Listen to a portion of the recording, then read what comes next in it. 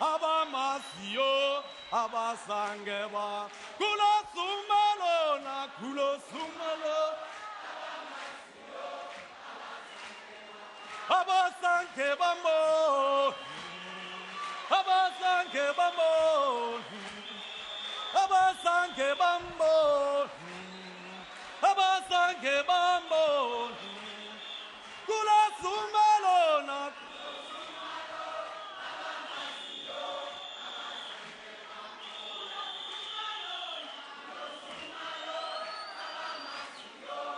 Thank you very much, ladies and gentlemen.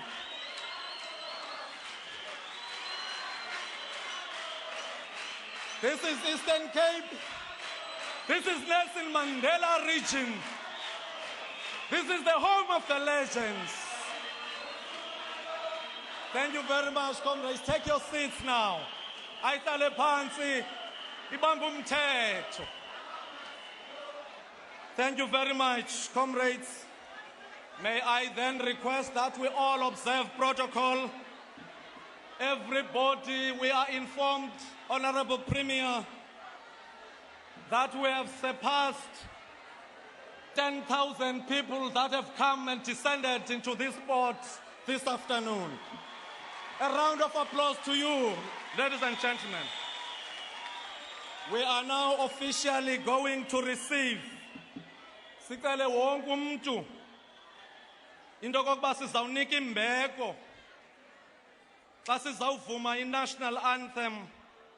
Apha ecaleni kwam, just next to me, is Asanda Kachwa, a sign language interpreter, so that South Africa, across all languages, can be in a position to connect with this event this afternoon. May I then request the choir to take the stage as they are going to render the national anthem. Ndicele wonke umuntu uzakothula umnqwazi umuntu ongutata sinike imbeko yokuzola xa sizawuvuma umthandazo wesizwe. Sithi cwaka umzuzu. Transnet choir is going to lead us by singing a national anthem. I then request officially that the audience must stand and observe a national prayer.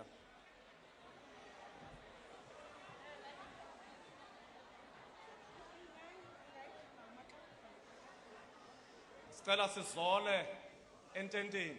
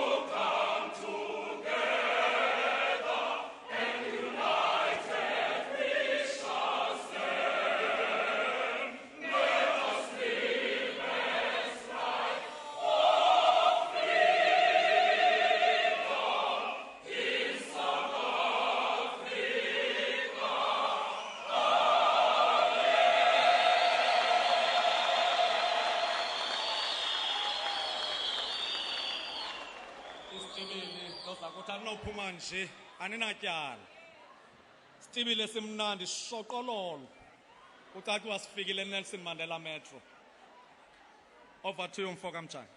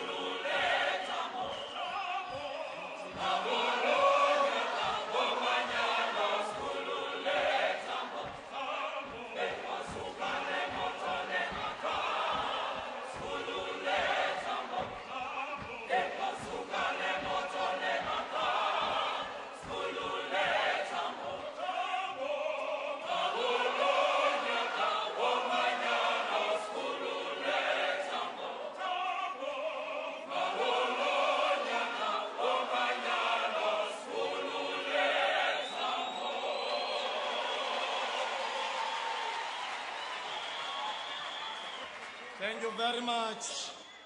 Can Baqhwabela izandla in this official part of the program. Thank you very much, Transnet Choir. Choir ecula kamnandi kakhulu.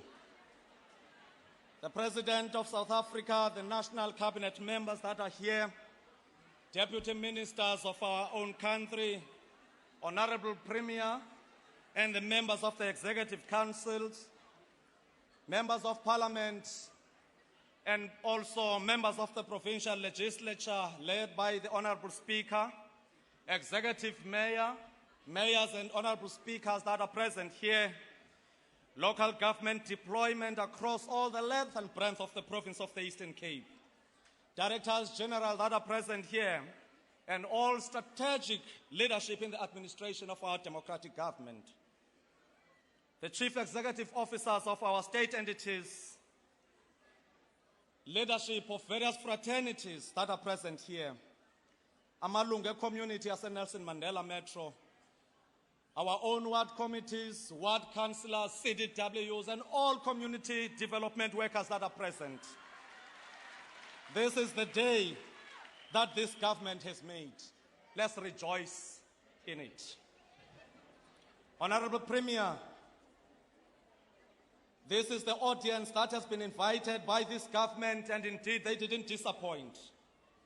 They came here in large numbers to come and witness a particular history in the making. Bakhona abantu abadala abalapha phakathi kwethu. Uninzi lwabo abanye badecide ukuza behamba ngeentonga. Abanye beqhutywa nge-wheelchair. Only because they know and understand the importance of this day. Can you please, my Honorable Premier, the leader of the African National Congress in this province, the chairperson of the African National Congress, to come forward and welcome everyone who is here.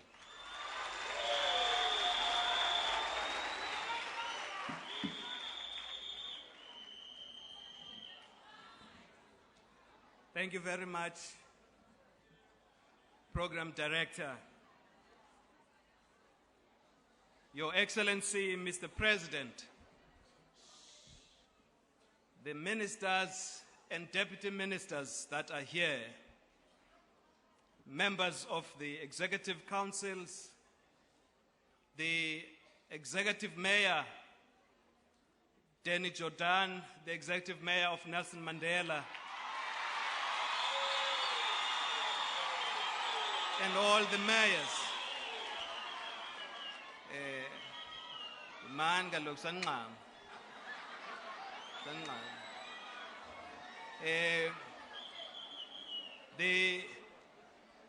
The leadership from all walks of our society that are here.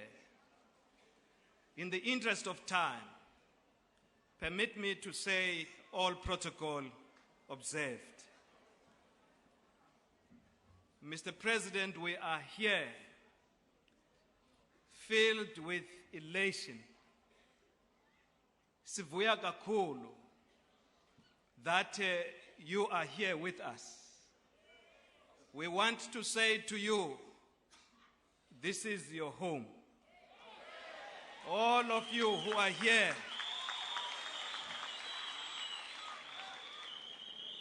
ngesintu salapha ekhaya sithi khulula ibhaji uzole kusekhaya apha futhi akho nento omele uzixakanise ngayo sikho sonke.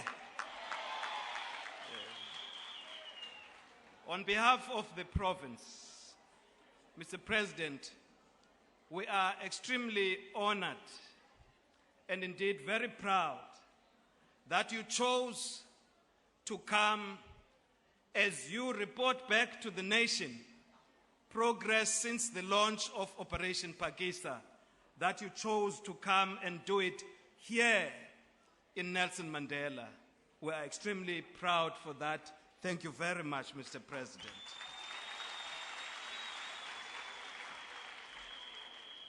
It's almost unbelievable. It's something we are not used to. Only 17 months ago, you charged the rest of the government that you lead to work in a different manner.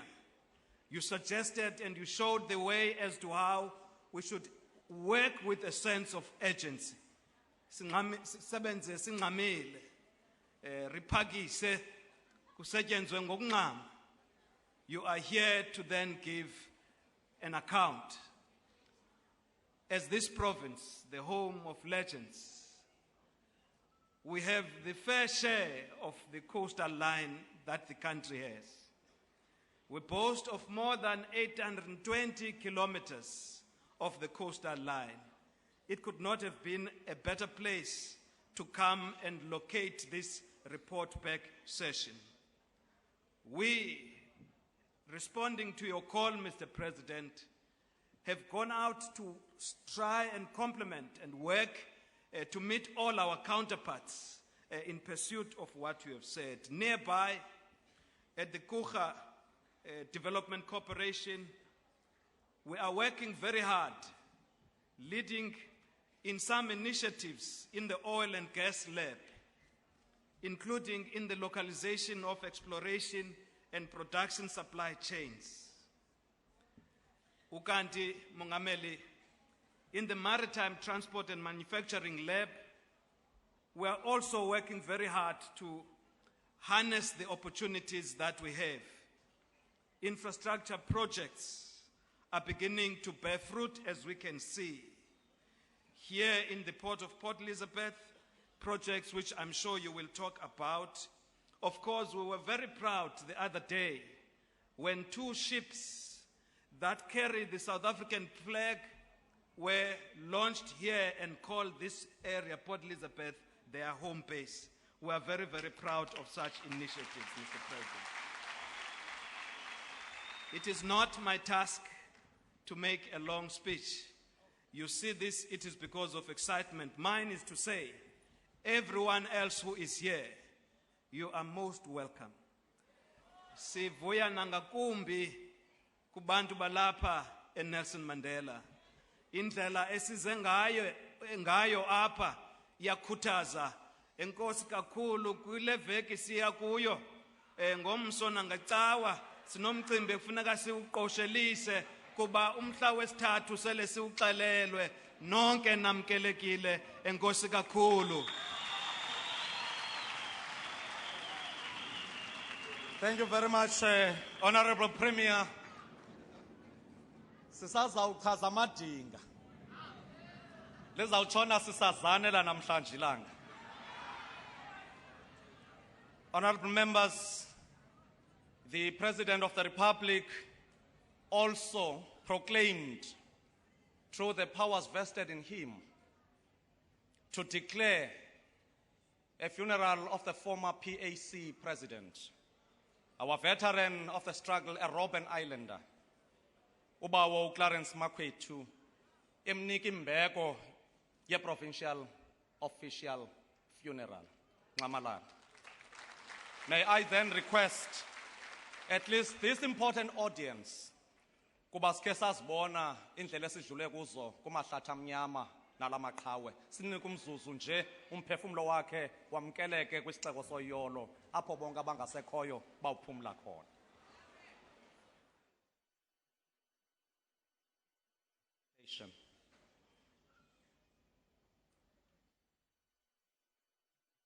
Leadership. Now we are going to request our next item, now that we are all welcome here, to ask the Honorable Minister, Ms. Lynn Brown, to come forward and render a very serious item of remarking about this important day. A round of applause, ladies and gentlemen.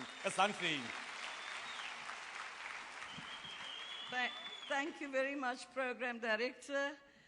Your Excellency, President of the Republic of South Africa, my colleague ministers gathered here today, my colleague deputy ministers, Mr. Premier, to you and your executive committee, Speaker, to you and all the members of the legislature. I've seen members, MPs in the audience. Mr. Mayor, to you and your mayoral committee and all councillors, all leaders gathered here today. Good afternoon. Moweni. Goeiemiddag.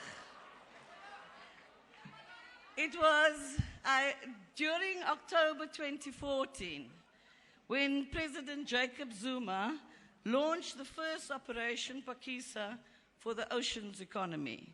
In fact, he said its objective is to explore the economic potential of the South African oceans to effectively implement the objectives of the National Development Plan, and he said, "Maak gou."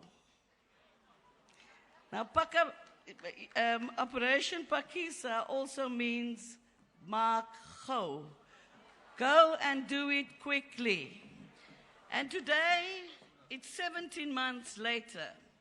And this is when South Africans, Mr. President, comes together as academics, as departments. All our departments have stopped working in silos, as the Honorable Minister Khadebe said this morning, where business, the private sector works with us, and very soon you will see how Operation Phakisa creates space for new and South African enterprises, like arts and craft, like the food we eat, so that we are able to sell to the rest of the world what we have and showcase to the rest of the world. But one of the state-owned companies in my portfolio is Transnet. And today, Transnet, through its National Ports Authority, is the anchor implementing agency for the marine transport and manufacturing focus area. It plays a catalytic role through development of new and refurbishment of existing infrastructure at the ports. We were told this morning that the place we were standing on, the slip the slipway that it was revamped in 1930 for the Second World War the last time. Somebody else said it was 40 years ago, so make a pick of which one you're going to choose. But the point is we are refurbishing. We are refurbishing, we are rebuilding so that the port of Port Elizabeth can become the economic hub so that we are able to grow the economy, deal with the issues of unemployment, and fix the issues of poverty so that this unequal society that we live in, Operation Phakisa, will help us to bridge the inequality. And that is the long-term plan of it. Here today, in the port of Port Elizabeth and every one of the 8 ports, commercial ports in our country, and the 2 new ports we are going to build, well, it's there already, but we're going to deepen it, is Buche Bay and Port Nolloth.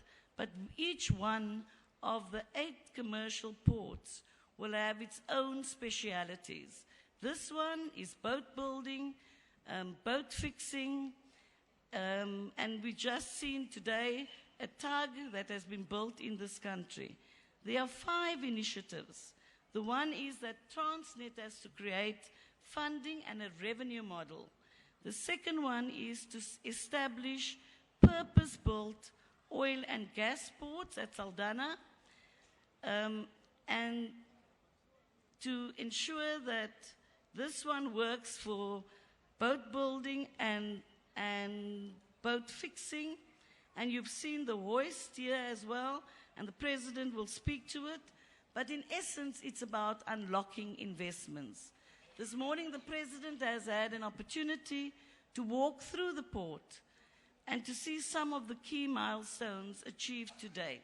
It is 17 months later, and I would like to thank Mr. President, TNPA, under the leadership of the chairperson of Transnet, Ms. Linda Mabaso, and the acting CE, Mr. Siyabonga Gama. And also just invite you, Mr. President, to tell the public what you've seen this morning. Thank you very much.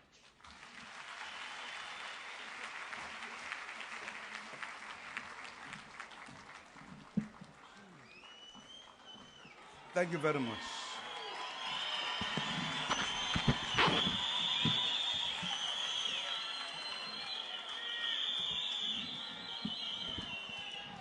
Thank you, please.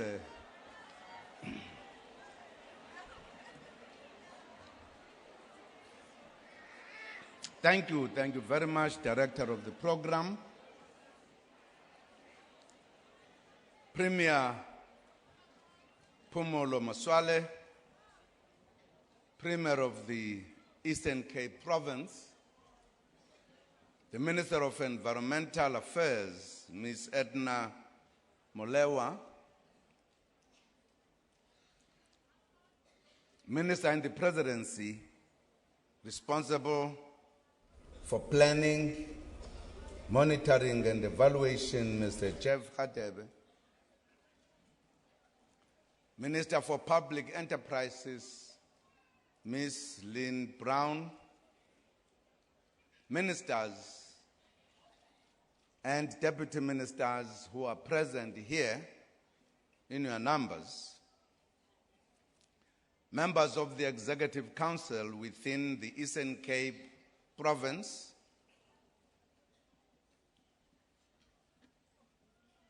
Mandela Metro Mayor, the Executive Mayor, Dr. Danny Jordan,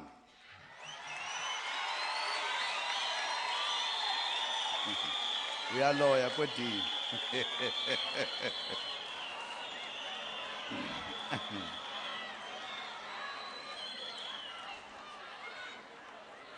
senior government officials and senior executives from our state-owned companies and statutory councils, business leaders, the captains of industry who are here with us, representatives of civil society,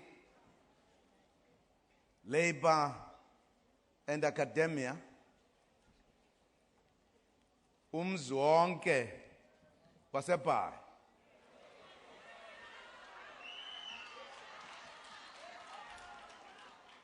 IBhayi elimbathwa abalaziyo. Ewe.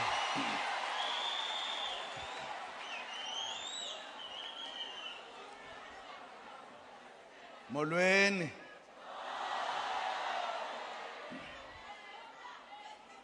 Niyaphila phofu? Hayi siyabulela. Siyanibona uba niyaphila. Sengathi niselapha isiyaziyo. Ewe.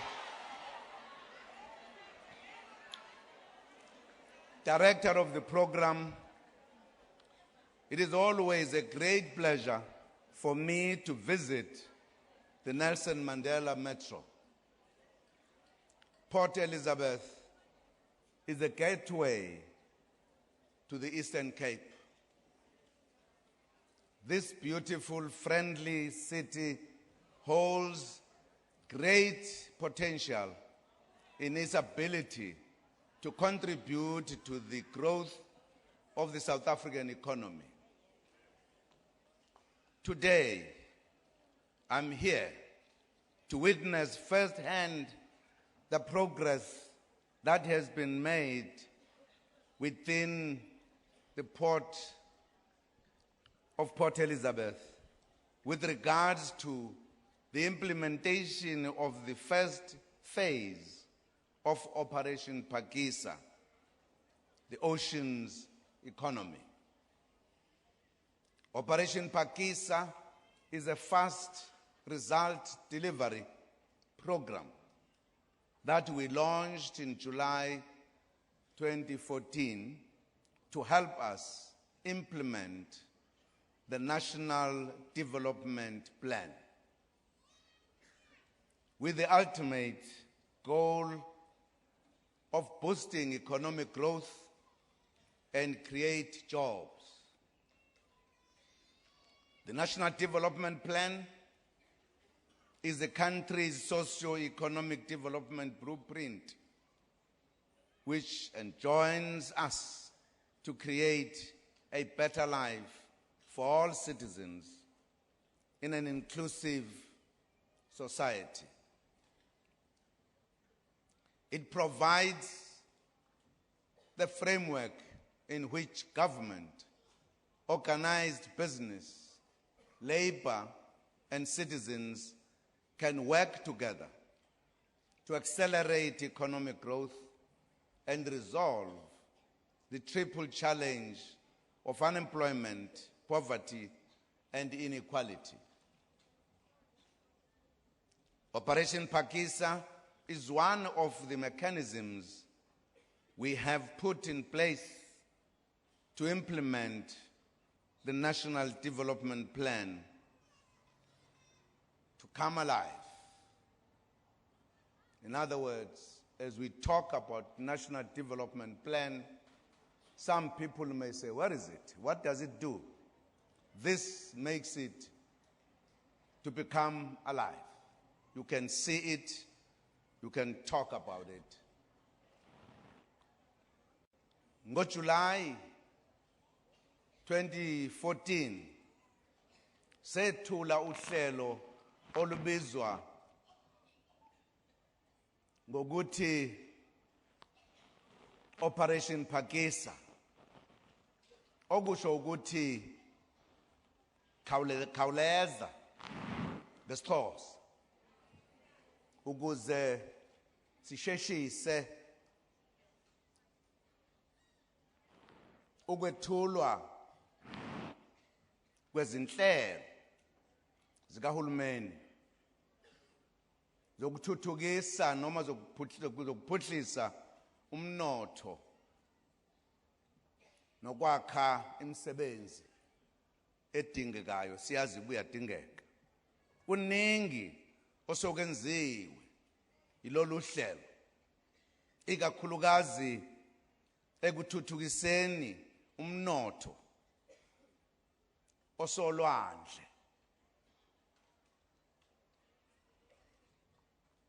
ebesingawunakile yonke leminyaka singazi uba sihlezi nomnotho omninzi apho lwandle. Ngoku sibhekene nawo ukukhulisa umnotho wakowethu ukuthi ukhule more. Namhlanje sizokwethula ukuthi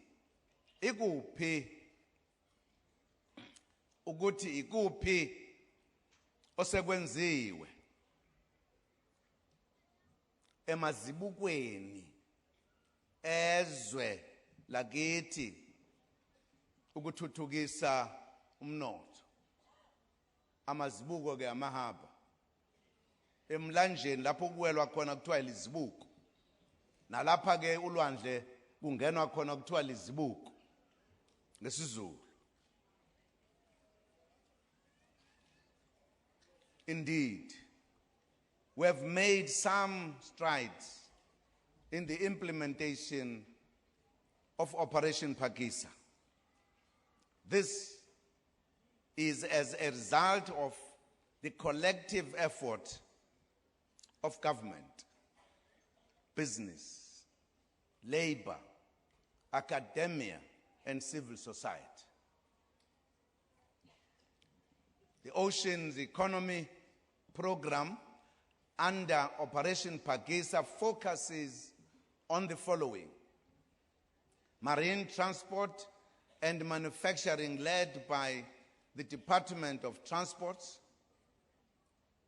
offshore oil and gas led by the Department of Mineral Resources, agriculture led by the Department of Agriculture, Forestry and Fisheries, marine protection services and ocean governance led by the Department of Environmental Affairs, small harbor development led by the Department of Public Works, and coastal and marine tourism led by the Department of Tourism. The Department of Planning, Monitoring and Evaluation undertakes overall coordination.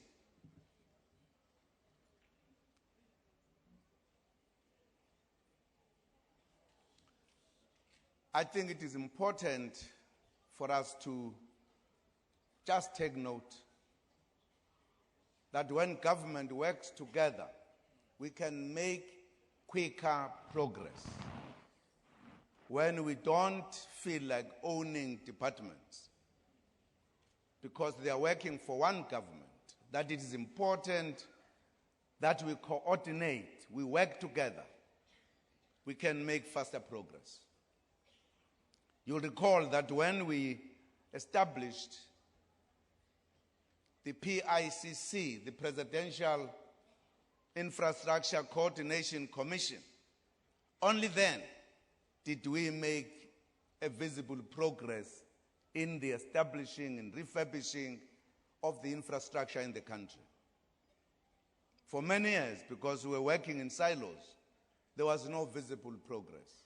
This is a second example that when we work together, we can make good progress, particularly not just the department only, but with the private sector, with labor and civil society.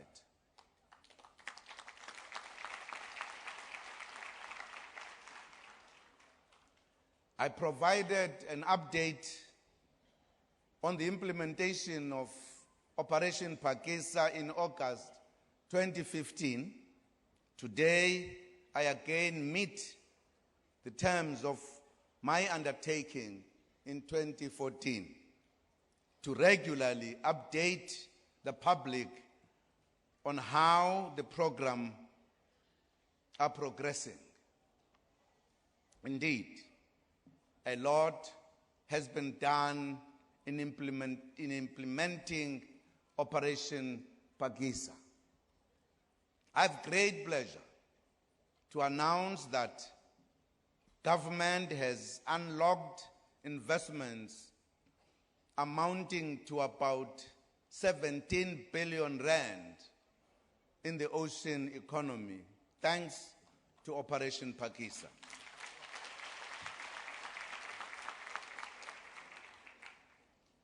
And since the inception of Operation Phakisa, ocean's economy, over 4,500 jobs have been created in the various sectors.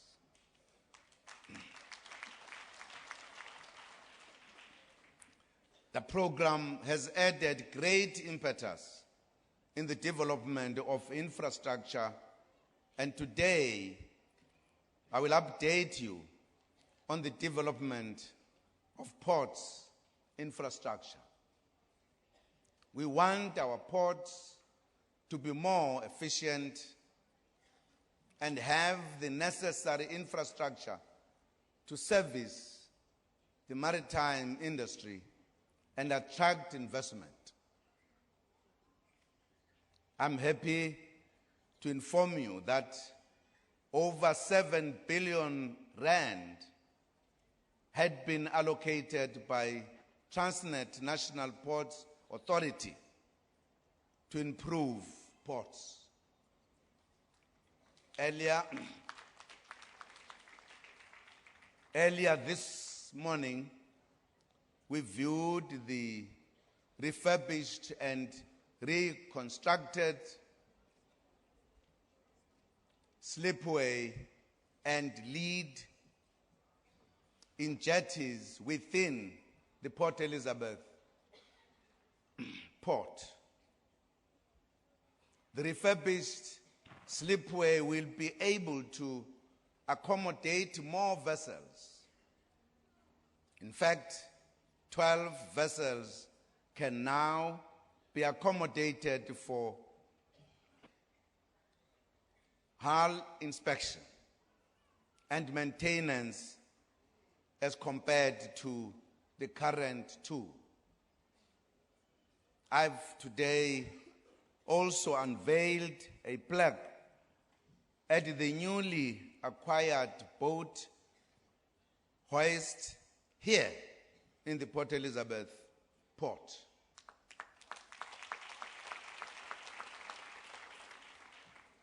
This is only the second of its kind in the country. Second of its kind in the country. This boat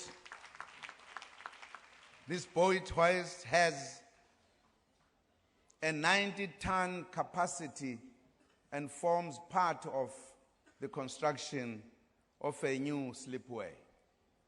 This will ensure that the industry is assisted more efficiently than in the past.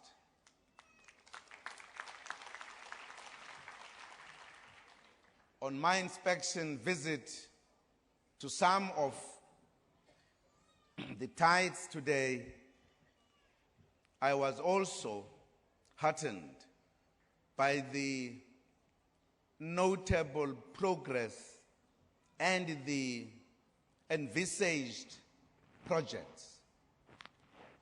Here, I am referring to the relocation of the manganese terminal here in the port of the nearby port of Ngogha at Ngogha, which is currently accommodating reed repair.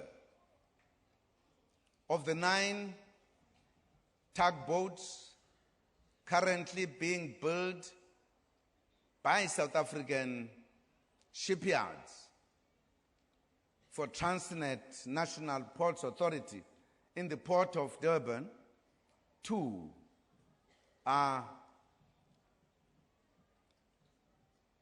destined for the Port Elizabeth port.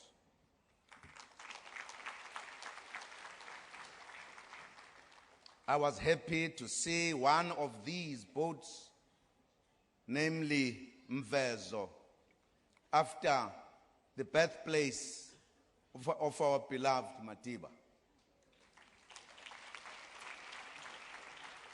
It sounds so local, so rare, so original. Incidentally, 2 bulk carriers are now registered on the South African Ships Register and will be using the port of Port Elizabeth as the home port, providing opportunities for South African crew and cadets. A further registered vessel will be using Cape Town as its home port. This is great progress indeed. Siyaqhuba, simanga.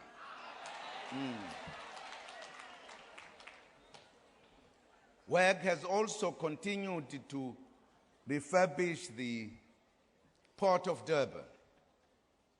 The Durban Dry Dock caisson, which allows water to be pumped out of the dock and for work on vessels to occur in the dry, was installed and floated in January this year.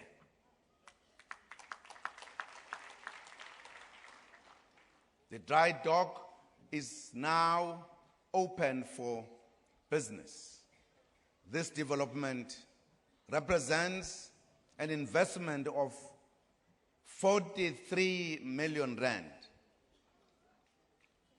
In the port of Saldanha Bay, which will be established as an oil and gas hub, work has already commenced on the offshore supply base. This is one of the 3 projects making up the 9.2 billion rand public-private partnership investment over a 5-year period. This is government and business working together to grow the economy, which is good for our country.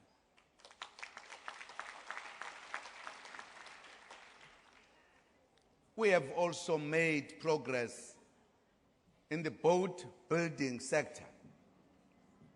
An amount of 353 million rand has already been committed in the ports of Durban and Cape Town for boat building infrastructure, creating approximately 355 direct jobs.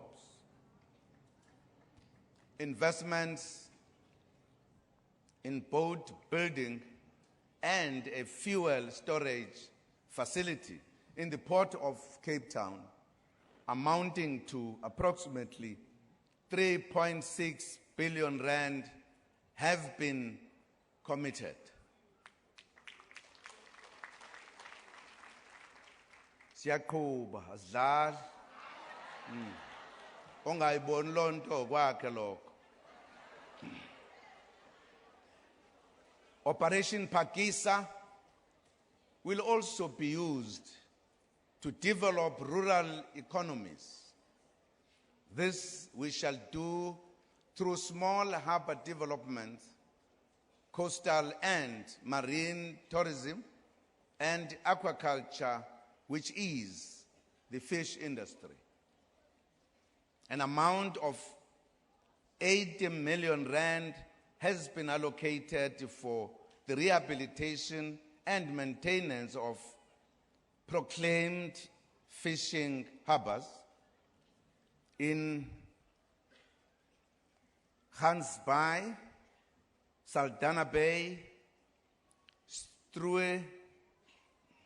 Struisbaai, Gordons Bay and Lambert's Bay in the Western Cape.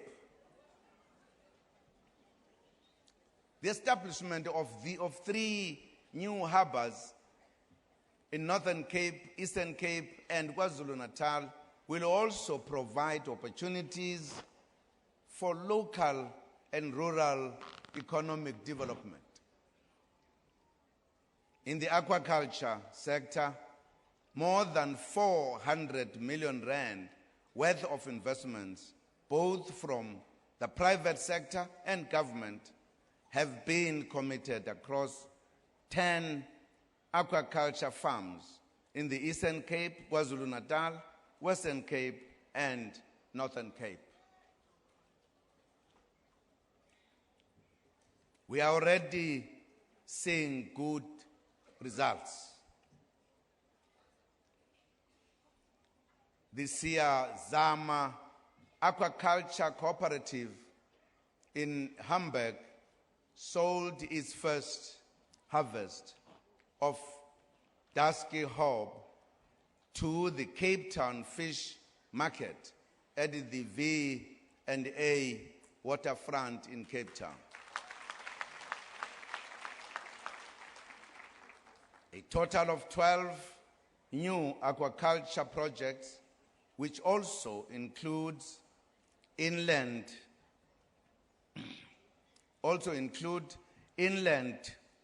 provinces such as Mpumalanga and Gauteng, have also been selected.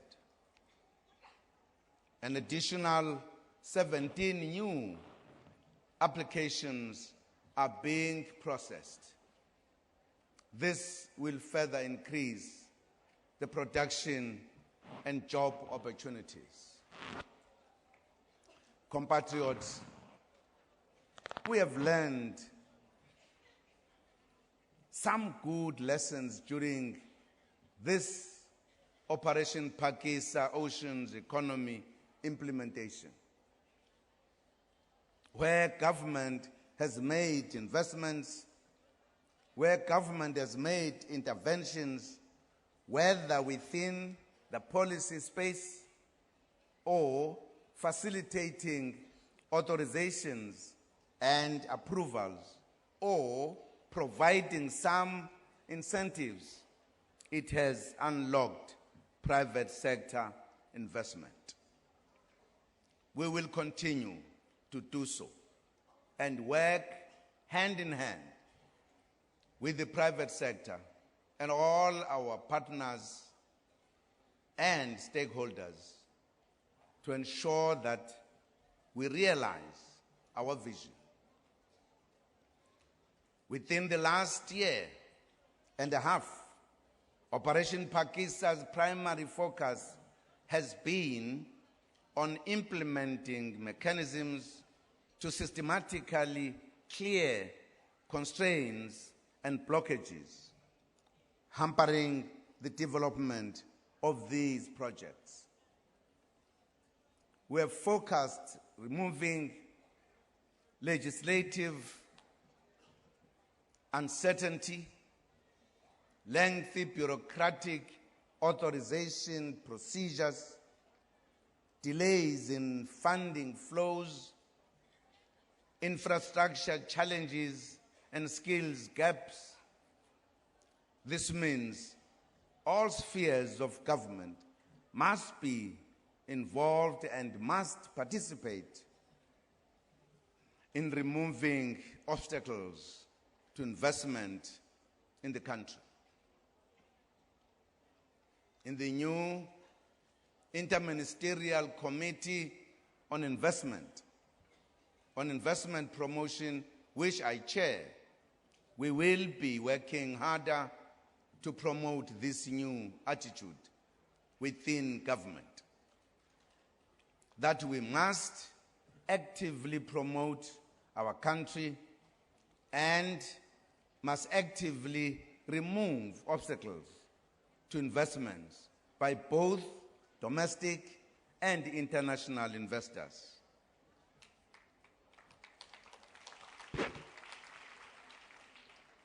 Operation Phakisa is demonstrating that even we do this, that if or when we do this, we see good results. If we remove the obstacles and unblock the blockages. We have also confronted and indeed conformed in all the oceans economy initiatives that research, technology, and innovation are critical for the success and sustainability. To this end, the South African Marine Research and Exploration Forum was launched early this year.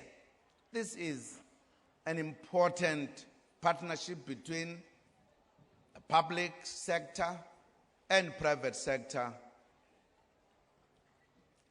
extractive industries, represented by the Offshore Petroleum South Africa, to exploit the broader research opportunities presented by offshore oil and gas exploration, to undertake research using private sector vessels in the interests of South Africa. Without the necessary skills base, we will not be able to grow the ocean's economy. We are, therefore, very happy to announce the establishment of the South African International Marine Institute, based at the Nelson Mandela Metropolitan University.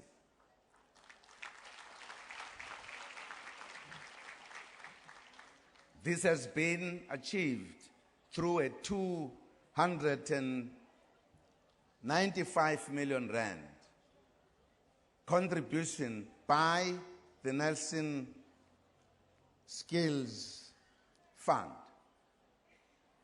the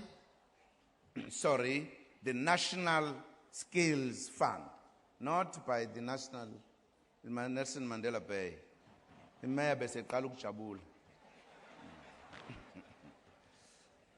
This institute is responsible for the implementation of all skills development initiatives of the ocean's economy in Operation Phakisa, under the leadership of the Department of Higher Education and Training. In addition, 2 new high schools for marine studies have been launched this year.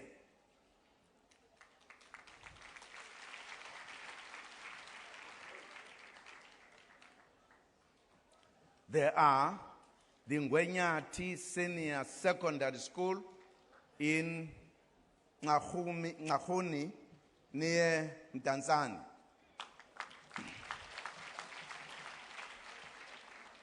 and the George Randall Senior Secondary School near the East London Airport. Classes started with an intake of grade 10 pupils in January. Teachers have been trained, though a refresher course in Belgium and preparation course in the Western Cape.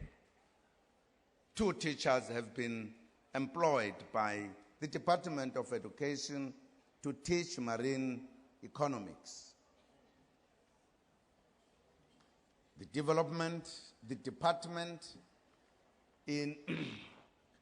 department is also in the process of appointing a nautical science specialist.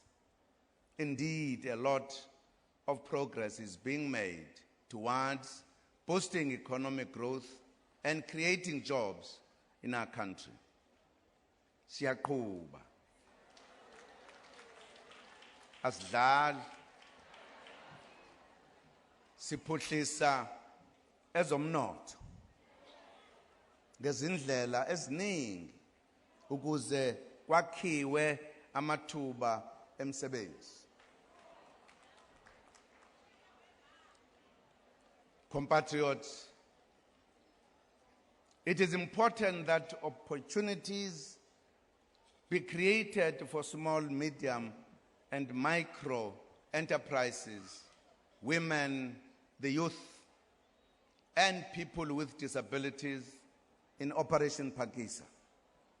Government will work with all the stakeholders to realize this. There are also numerous initiatives that are at the stage of consultation to take Operation Phakisa Ocean's economy forward.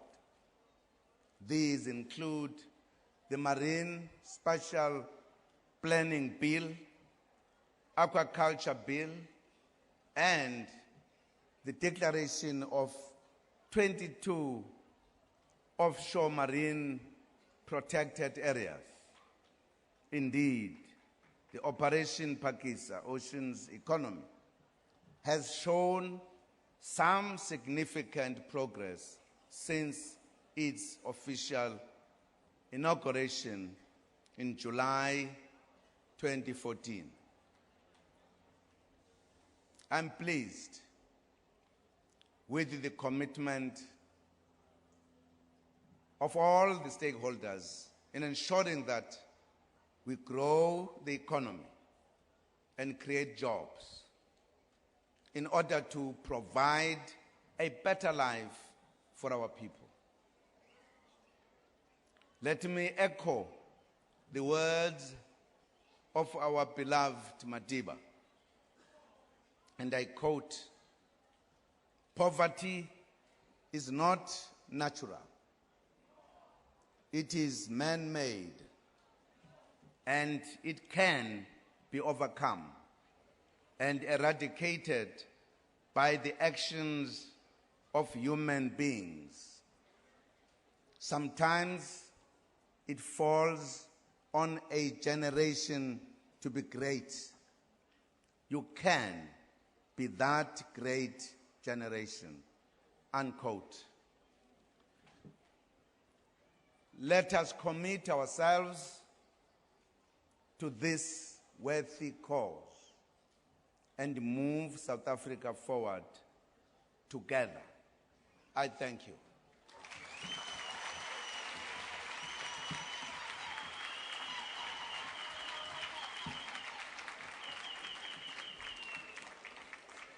Thank you very much, ladies and gentlemen. Iyawusinceda into ke siphinde siqhwabe izandla ezishushu uba kuzophakwa namhlanje. Thank you very much. You may be seated.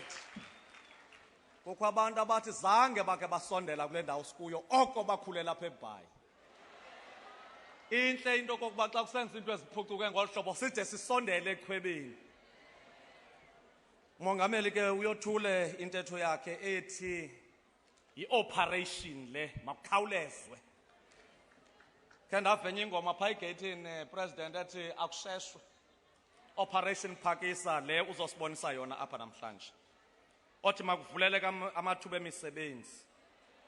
Aya kumpompoza imijelo yengqesho imisebenzi ubungcithi nobugcisa kweli lizwe. Bukhuthazeke ukukhulisa koqoqosho nobutyebi bubuyele ezandleni zabantu abasisinintsi abangamahlwempu ngeli lixa. Ukwenzela uba bakuxhamla nabo bazive bezingca ngeento zelizwe labo. Yiyona nto izawukhuthazwa namhlanje into yoba masifike naselwandle kuba ngumgodo onzima ebesikude kuwo kodwa ngokuna uyafinyezwa siyasondela. Ake niyiqhwabele loo ndawo nto zakuthi. Uthi umongameli sisona sicwangciso senkqubo sophuhliso esiyangqo ekubuyiseni kwamandla ezezembiwa zolwandle. ukwenzela uba abantwana banqonqothele kwimithombo nemijelo yokokuba baphuhle ngolwazi bagqame ngokwenza ukwenzela uba umkhitha welizwe ungathi rhubaxa abantu bekhona.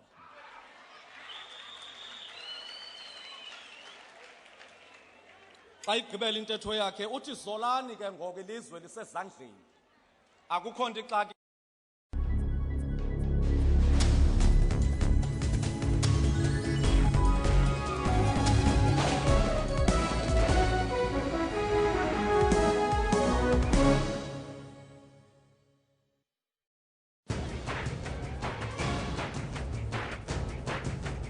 They are basically arresting him, continue to arrest him on behalf of the apartheid government. We are dealing with effects. We are not dealing with the causes. And for as long as we deal with effects, we are never going to solve this problem. What do these people need in prison? Why are they there? The PAC, as Dr. Pegu is saying, has been seeking answers, and they're not coming. What kind of answers are you getting? I really think I've answered that question. I think it's a difficult question. I don't have an answer for it. How was it possible that they could operate with such impunity? The only thing you want is closure. The only thing we want is closure.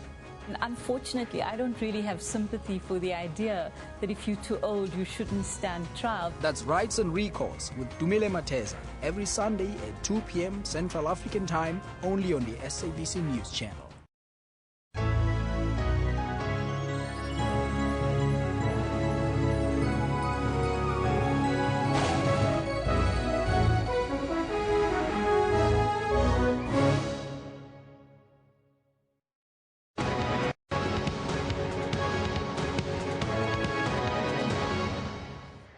Welcome back. Creditors of Glencore's Optimum coal mine are expected to approve the sale of the mine to Tegeta. The sale of the loss-making coal mine is expected to fetch over 2 billion rand. The Competition Tribunal approved the deal in February with the proviso that no jobs would be lost. Glencore placed Optimum in business rescue last year after Eskom refused to amend its contract and reduce a 2 billion rand fine. The mine will remain in business rescue until Tegeta can show that it can run it profitably. The sale is expected to get the backing of the banks. Already, Rand Merchant Bank, Investec and Nedbank collectively hold about 2.7 billion rand in Optimum debt. Local business people and the unions have opposed the sale of Optimum mine, saying they were not given an opportunity to buy it. Mineral Resources Minister Mosebenzi Zwane has been criticized by opposition parties who say he tried to influence the deal. The South African Local Government Association has launched a comprehensive regional economic development and small town regeneration initiative in Beaufort West in the Central Karoo. The main objective behind the initiative is to boost socio-economic development.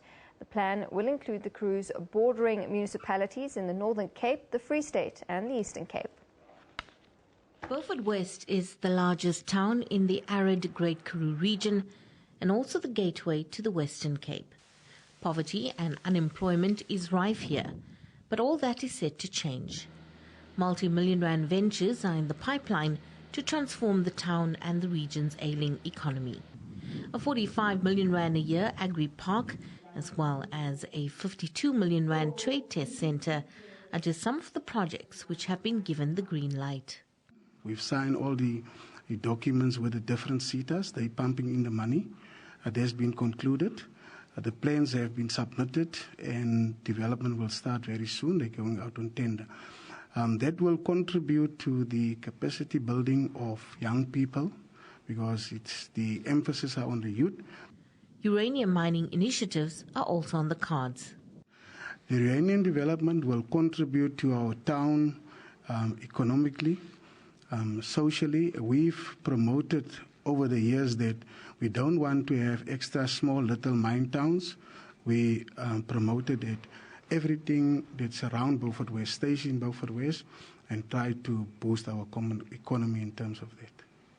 SAGA's Small Town Regeneration Initiative aims to address economic development challenges all over the country. This is very important for us to ensure that this particular program or project starts in this particular area to ensure that it should be implemented to ensure that we assist the municipalities and especially small towns in this region and to ensure that they will be able to create jobs and support the initiatives that this particular region is intending to implement. Plans for the new developments in Beaufort West have been welcomed by small business owners. Look, we're all quite excited, myself as well. I think it's a very good idea for Beaufort, business, economic-wise, and also for people to create jobs here, because there's not really any jobs in Beaufort West. A flight school in Beaufort West has already started to transform the town's economy. The other ventures are set to begin within the next 5 to 10 years. Segwi Chetty, SABC News, Beaufort West in the Central Karoo. South Africa's advances towards tapping in on its 2,500-kilometre coastline and the potential multi-billion rand economic spin-offs that lie in its oceans continues to gain momentum. A study done by the Nelson Mandela Metropolitan University estimates a 54 billion rand contribution to the GDP just from ocean economy, with nearly 316,000 jobs when fully operational. To further explore these, a total of 24 aquaculture projects have been opened across the country. A potentially multi-billion rand industry, fairly new and largely untapped in South Africa. But the tide is turning, and the country is exploring every possible benefit it can draw from it. Funded to the tune of 10.5 million rand, it strikes a balance between preservation and consumption of the ocean delicacies that we love to feast on. I think we've been over-exploiting our coastline, our natural resources, and we cannot continue doing that. So it makes sense to try and farm them, which is what we're doing with success. But it's early days still. The Hambeck project employs 21 people from the community. At nearly 1 kilogram, these are almost ready to hit the market. And the people who raise them have no fears of the quality of their produce. When I see the oyster and the fish to the other villages and to the other restaurants, I was so happy and I'm excited that when I see those oysters and the fishes, this is my fish and this is my oysters, and I know my fish and my oysters, they taste good. I'm feeling great to working here because I learned so many things here. I started here knowing nothing, but now I know something about the fish, about the oyster. So I'm supporting my family. Even my brother is at school now because of I'm working here. Protection of this valuable resource is also high on the agenda. These EPWP workers ensure that the coastline is clean and protected for those who derive economic benefit from it. It is important for us in order we see people that they're coming from different places in order to make friendship with us, also as well as we are proud of them that they're coming in our place of Hambeck. Authorities say they try to keep conditions as closest to their natural habitat as possible. With these machines, the water in these tanks is pumped directly from the ocean. Unatiping Mwase, SABC News, Hambeck.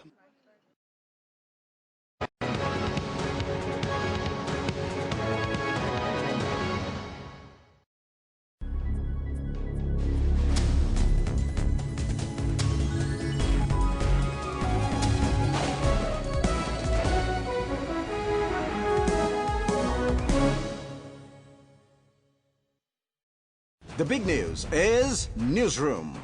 We also stream live on YouTube. Whether you're at home, at the office, or at the gym, wherever you are, Newsroom is right there with you. Bringing you all the latest news, updates, sports, weather, and everything in between. Get all the latest news you need on the go via live streaming on our YouTube channel. That's Newsroom, weekdays at 9 a.m. only on the SABC News channel.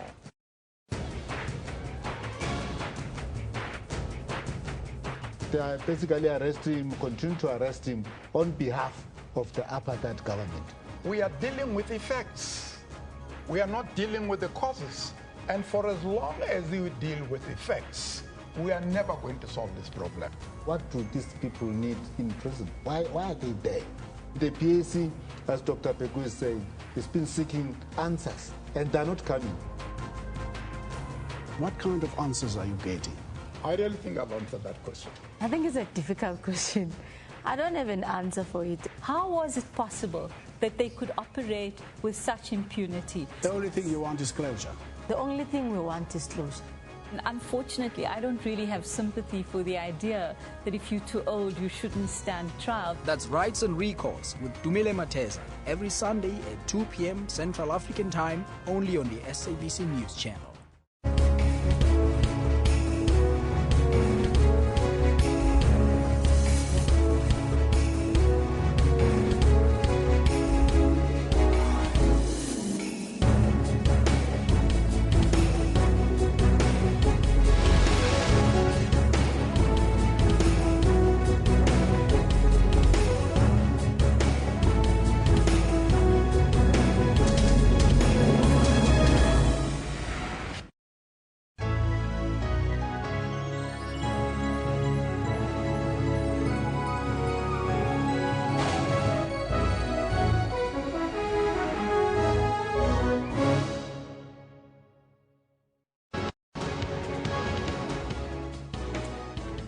Welcome back. U.S. Federal Reserve Chair Janet Yellen says the U.S. economy is on a solid course and still on track to warrant further interest rate hikes. Yellen was speaking on a panel with former chiefs of the U.S. Central Bank, including Ben Bernanke and Alan Greenspan. We have continued to see good job performance, some evidence of inflation moving up. So that was our expectation when we raised rates in December. We indicated that we thought the path of rate increases would be gradual, and that remains our best guess and expectation, that if the economy continues on the path it's on of recovery, that further rate increases will be justified, but for a variety of reasons, particularly a set of headwinds that are the legacy of the financial crisis that we suffered, and weak global growth and the strong dollar that has gone with that, the level of rates that it's sometimes called the neutral rate, a level of short-term rates that would neither be particularly stimulating the economy or holding it back. British Prime Minister David Cameron has acknowledged that he once had a stake in his late father's offshore trust. Cameron's late father, Ian, was among tens of thousands of people named in leaked documents from Panama law firm Mossack Fonseca, which showed how the world's rich and powerful are able to conceal wealth and avoid taxes. In an interview with ITV News, Cameron said he and his wife Samantha had owned shares in the Panama Trust Blairmore, but has sold them in 2010 before becoming Prime Minister. I did. Samantha and I had a joint account, and we owned 5,000 units in Blairmore Investment Trust, which we sold in January 2010. That was worth something like £30,000. Was there a profit on it? I paid income tax on the dividends, but there was a profit on it, but it was less than the capital gains tax allowance, so I didn't pay capital gains tax, but it was subject to all the UK taxes. And in another development, Argentina's President Mauricio Macri says he's nothing to hide regarding his links with an offshore company revealed by the Panama Papers. This comes after a federal prosecutor called for an investigation. The son of an Italian-born business tycoon, Macri has said he was not legally obliged to declare his connection with the offshore company named in the documents, as he had never had a stake in it. The president said he was simply a director of the Bahamas-based company Flag Trading, now closed, which was created by his father to make investments in Brazil. Brazil's President Dilma Rousseff has condemned leaks of alleged testimony against her as false. This comes after executives from Brazil's second-largest engineering company reportedly claimed that Rousseff's 2014 re-election campaign was partly funded by kickbacks from large infrastructure projects. Rousseff says leaks concerning alleged testimonies are being made to start a coup in the country.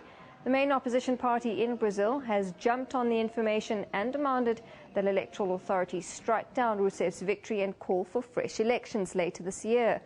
Plea bargain deals in Brazil are confidential until the testimonies are collected by prosecutors and accepted by a judge. According to reports, bribes were paid to win contracts in projects including 3 nuclear power stations and 3 stadiums built for the Soccer World Cup held in Brazil in 2014. And in Asia, from today, consumers in China will pay tax for goods that they purchase online. State Administration for Taxation has imposed a value-added tax and a consumption tax on online retail of imported goods. The government says the main aim of the new tax rule is to create a level playing field for e-commerce platforms and traditional retailers and importers. Goods worth less than 50 yuan were imported free of charge before. Now the new law will change the online shopping landscape. As the demand for overseas goods has grown, online purchasing agents have taken advantage of the parcel tax rate to avoid taxation. They resorted to repackaging into smaller parcels and mailing products separately. From now on, goods that exceed prescribed limits will be taxed in full. Cross-border e-commerce is expected to reach 6.5 trillion yuan this year, accounting for 20% of China's foreign trade.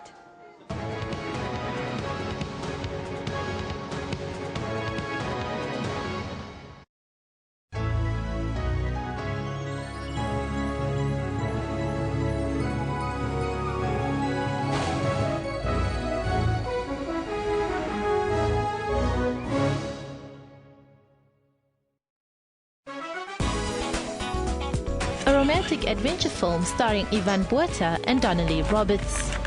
The story begins in the beautiful vineyards of Paarl in the Western Cape. The adventure takes off when the characters find themselves on the tropical island of Love, Mauritius. Josephine's work is more interesting and distinguishable. She visits war-stricken zone countries to tell the story of the damage war often leaves behind. This particular exhibition's case, places that are named after conflict or disaster or war or reconciliation. And basically what it is it's a collection of the best animated short films from around the world this year. And the idea is to inspire animators and directors with this exciting content. And so that's been offered to us as a cinema, and we're very excited to be screening the animated show of shows here in South Africa. Join Refulo Mula for that 1-hour weekly dose of arts and entertainment news every Friday at 9 p.m. on Trends.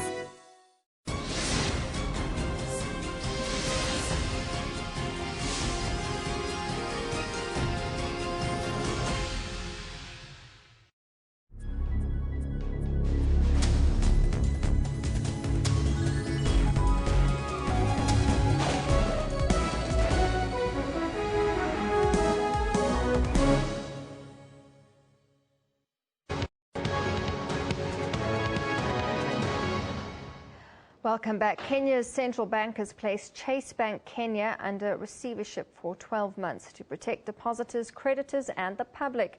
This after the bank failed to meet its obligations like clients' instructions for payments. The central bank said it took the action, which will last for 12 months, following a run on deposits stoked by fears over the health of the privately held mid-sized lenders' finances. Chase is the third lender in the country in 9 months to be placed under central bank control. The central bank's governor, Patrick Nyironge, said that auditors flagged concerns about loans of $166 million on Chase Bank Kenya's books, prompting a run on deposits on Wednesday. Chase Bank shareholders say they've committed to raising funds to allow the bank to be reopened soon, and that the problems there were not as bad as that of another lender under receivership, Imperial Bank. And with that, let's take a look now at how the African markets and currencies are performing.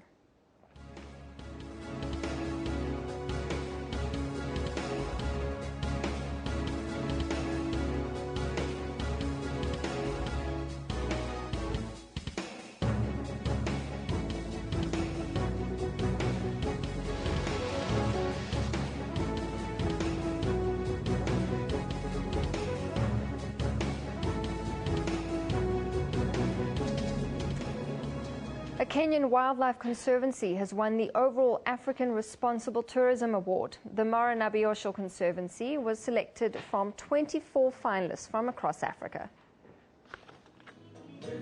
Mara Nabiosho, hailed as a conservancy that truly brings community and wildlife together. Over 500 Maasai landowners here have leased their land communally. The result directly benefits the community and wildlife conservation.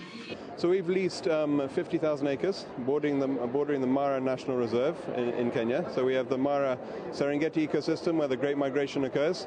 This is the northern extension of that. This is privately owned land. Each family had approximately 150 acres and they signed it in to make one big piece of land. And now we have a wonderful wildlife experience bordering the world-famous National Reserve. Cape Town-based Shark Conservancy Shark Spotters have won gold for innovation under the Best for Beach Tourism category. The program's work to protect sharks whilst ensuring safe beaches helped it clinch top honours. Judges have hailed the 9 category winners for their sustainable business practices. We look for things which are going to educate and inspire. The whole purpose of the awards is to recognise outstanding businesses doing wonderful things, but also to challenge the rest of the industry to step up to the table, take responsibility for using tourism to make the world a better place to live in.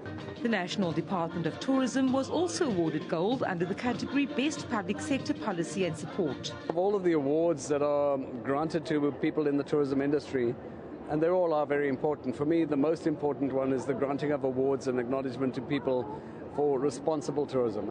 The award ceremony is hosted by the World Travel Market Africa, currently underway in the city. Vanessa Puna, SABC News, Cape Town.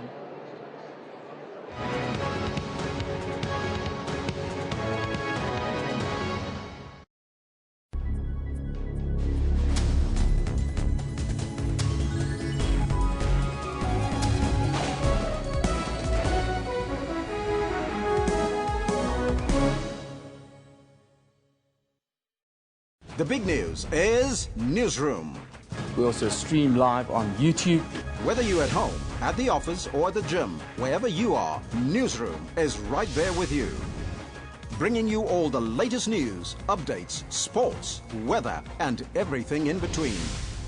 Get all the latest news you need on the go via live streaming on our YouTube channel. That's Newsroom, weekdays at 9 a.m. only on the SABC News channel.